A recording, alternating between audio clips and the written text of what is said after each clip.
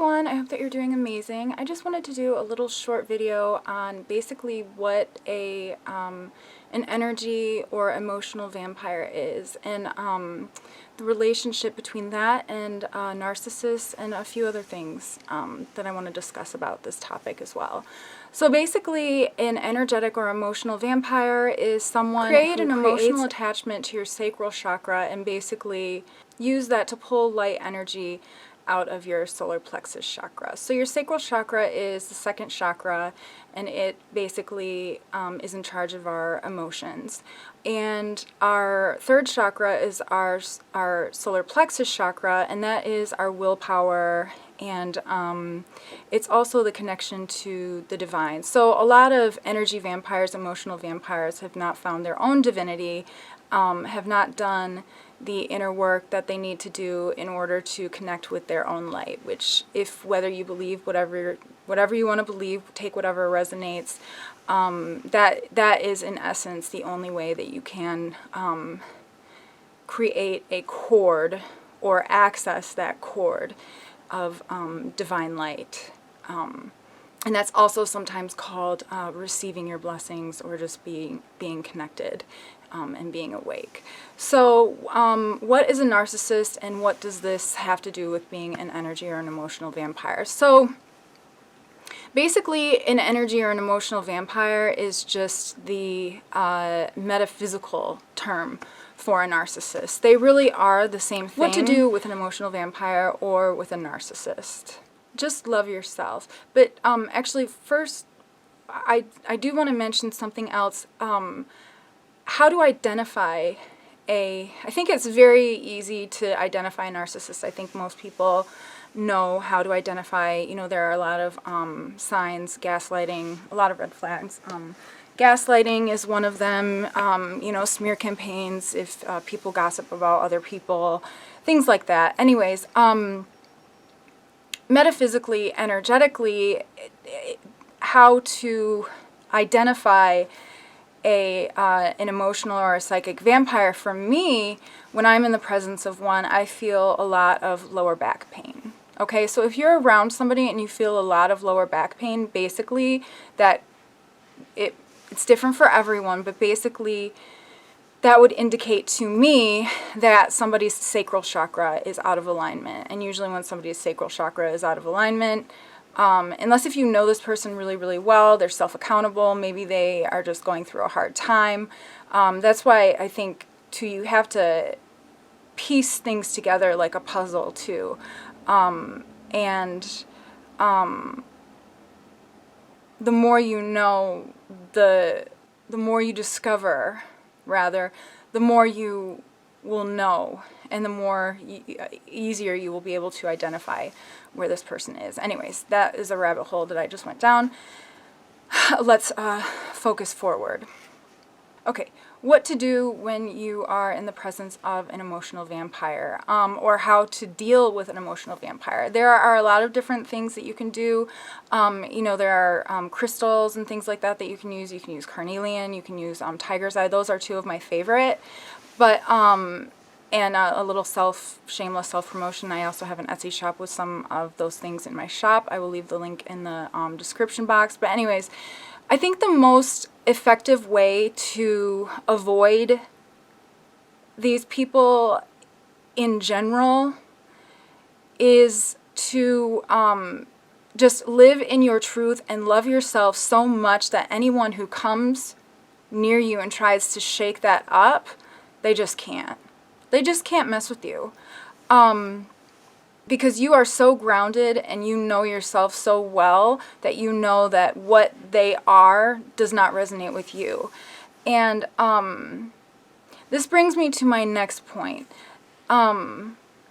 We can't be angry at the, emotional vampires. I mean, like, that's easier said than done. Okay, like, we can feel aggravated towards their actions, and we can feel however we want to feel. But remember that we are all on our own paths, and it's how we handle what we've gone through that makes us who we are. So basically, you know, this narcissist or this emotional vampire, energy vampire, whatever you want to call it, probably went through some really rough times, probably dealt with some really hard things in their life. But the difference between a narcissist and an emotional vampire and someone who is, say, an empowered empath, or just someone who is healthy, is that the person who is healthy takes accountability for their actions. And when we take accountability for our actions, this allows us the opportunity to be able to look at ourselves a little bit deeper and to be able to heal parts of ourselves, okay? So sometimes emotional vampires or narcissists just, you know, it's not comfortable to look at ourselves. It's not comfortable to look at the things that may have happened to us. It's not comfortable to admit that we might have self-limiting beliefs, that we might actually be getting in our own way. It's not comfortable to admit that we have an ego that sometimes gets in our way. It's not comfortable to admit these things. It takes an incredibly brave person to be able to dive deep within oneself, to be able to master oneself. And oftentimes, in my experience and in my opinion, narcissists and emotional vampires, emotional energy vampires, they maybe just haven't gotten to a point in their life where they are saying, I'm so sick of my own shit. Like, I don't know how else to say it, but have you ever gotten to a point where you're just like, I am so sick of myself? Like, why? I am the common denominator in every equation of every event that has happened in my life. How can I change this? I have to change myself. And I feel like a lot of narcissists, emotional vampires have not gotten to that point. And I feel like a lot of healers get caught in this trap of wanting to help people heal. Okay, now this is the thing. You can't heal somebody who will not take accountability for themselves. And the thing is that the more you push, the more they're just going to become toxic. And the best way, because they're uncomfortable with the truth, probably, highly likely, very much so, the truth of themselves. So the more you push, the more toxic they will become, the more whatever. The best way to deal with one of these types of people is just let them be. Let them have their own journey. We're all on different journeys and of different resonating frequencies, whatever you want to call it. And some of us are still doing our shadow work, is what I would say, is that a narcissist or an energy vampire is still doing their shadow work. And the best thing to do for yourself is to just have really strong boundaries and just love yourself so much that if somebody doesn't love themselves and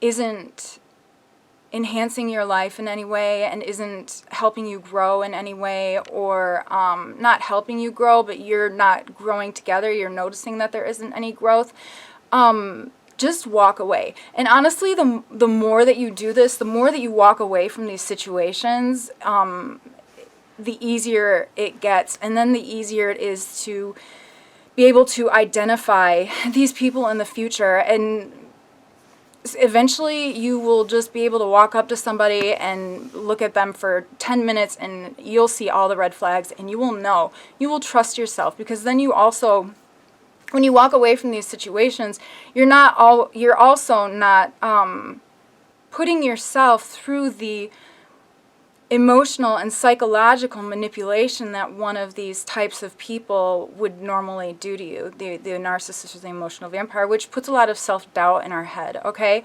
So, and it takes away our clarity of mind. And so walking away is not only good for their journey, it's good for your self-esteem, and it's good for your journey so that you can move more quickly and more fluidly through life in the future. And if you guys need a little more insight with regards to what an emotional vampire is too, I'll try to write something up and put it in the description box as well. I just didn't want this video to be like an hour long. I think that there's so many different things that you can cover, but what I've been noticing with like a lot of friends and just, I guess, in the energy in general is emotional vampires, energy vampires, really who steal your energy by creating emotionally chaotic cycles, honestly. And narcissists are one and the same, just a different language, really. And so that's important to know, okay? And how to deal with them and how to walk away from them too with a whole heart, because nobody likes to feel anger. Nobody likes to feel, I mean, I don't. I know that I'm sure that you guys don't either.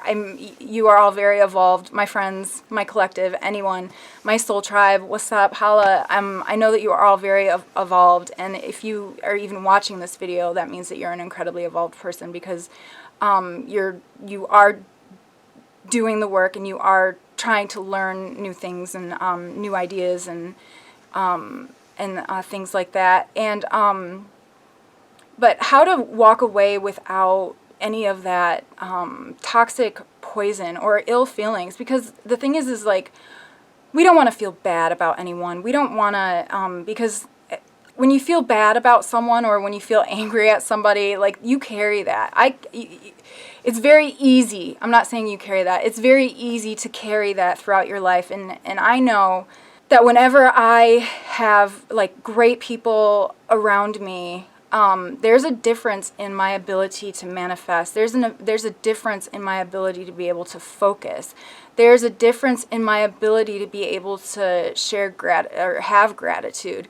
There's just like, the days just feel sunnier, and then you might just have like one person who like pops into your life, and then all of a sudden, you know, and it's a narcissist, and like literally it goes from like day to night. Like, I swear, like, the days start to get a little more gray. It's insane. Like, the things that you will notice as you I think walk this path and stand in your power and set boundaries and tell these fuckers, like, get away from me. And then learn to quickly identify who they are, so as to you know, walk away, allows us the opportunity to, you know, walk away and really focus on our path a lot more. And that's really what it's all about. It's about your path. It's about my path. It's about their path. And it's about whether we're all in alignment with our own relative paths, which is the point where we meet people who are lined up with their relative paths, who might be a part of our path, and we just kind of are all supposed to just like fall into place like that. So love the narcissist, love the vampire, love your empowered empaths, yeah. But like, walk away. Like, don't be afraid to walk away, and understand that they are on their own relative journey, and your journeys are just different, and that's what it is. You just need to focus on your journey, and you know, bless you for having a beautiful big heart, for, you know, wanting to try to help somebody heal who is in a place of suffering, because I know that, you know, you all probably can feel that, and you know, but they have to go through their own journey so that the lesson can really stick, and so that their polarity will like shift and stay shifted. Okay, so I just thought that I would put this out there, this video. It's just something I thought I would share, because I hope that the information will be at least a little useful to some people. I know that when I started to think this way, things really started to shift for me. And I hope that it will maybe shift some things for you too. I hope that there's at least something in this video that will help you on your journey. And of course, you know, just take what resonates. You know, use discernment, whatever vibes with you, you know, and that's what it is. But yeah, I hope that you guys are doing really good. I think that's it. Maybe next time I'll start taking notes instead of just doing this, like, you know, stream of like this just like flowing video. But yeah, I hope that this helps. And If it resonated, or if you have any questions, please let me know in the comments. And if it resonated, please like and subscribe, and I will catch up with you guys later. I hope that you're doing so good, and I love you all so much. Bye.